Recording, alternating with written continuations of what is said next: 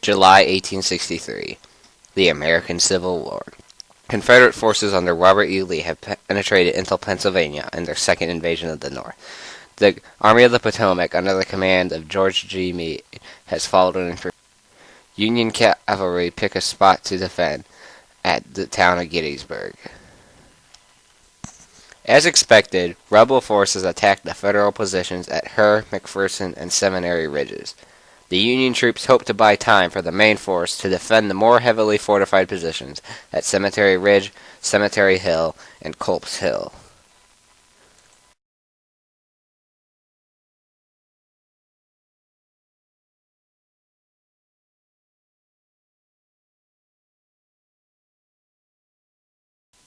In the early hours of the battle, Union General John Reynolds was killed. Forward!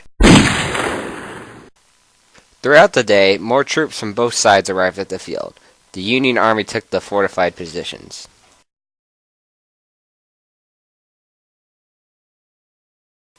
But the outer, weaker defenses were eventually overrun, and Northern troops were forced to withdraw.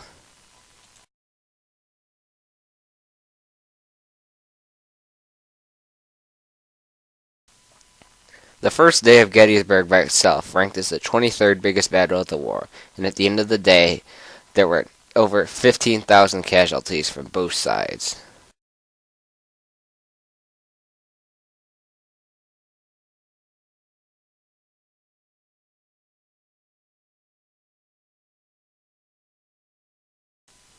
By the second day, most troops had arrived at the field.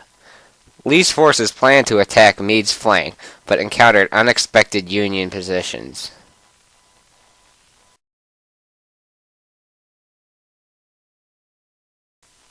Most Federal positions at Cemetery Ridge were held, but the Confederates took Peach Orchard, where the Union 3rd Corps was effectively wiped out. A bayonet charge by the 20th Maine kept Little Round Top under Union control.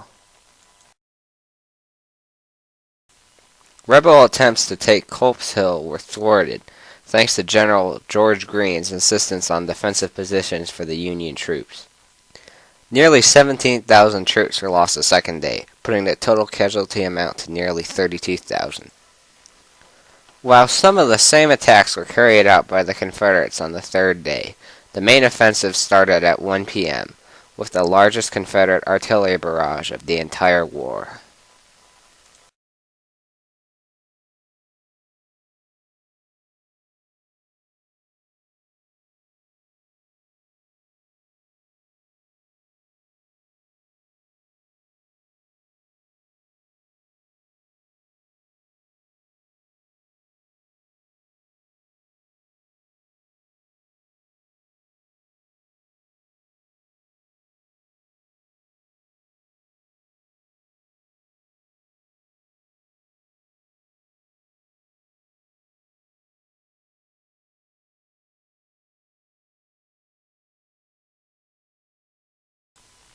At 3, the gun stopped, and 12,500 Confederate infantry rose up and advanced 3/4 of a mile across open field. "What are you doing? You're gonna get slaughtered!"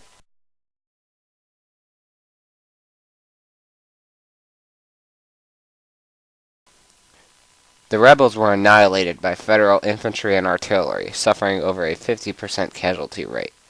Some actually made it to the Union lines. This spot is called the high water mark of the Confederacy, as it was the closest the CSA ever got to independence. With the failure of Pickett's charge, the fate of the Confederacy was sealed, although the war would drag on for 2 more bloody years. Months later, Abraham Lincoln would journey to Gettysburg for the dedication of a cemetery, and his words would be remembered by generations to come.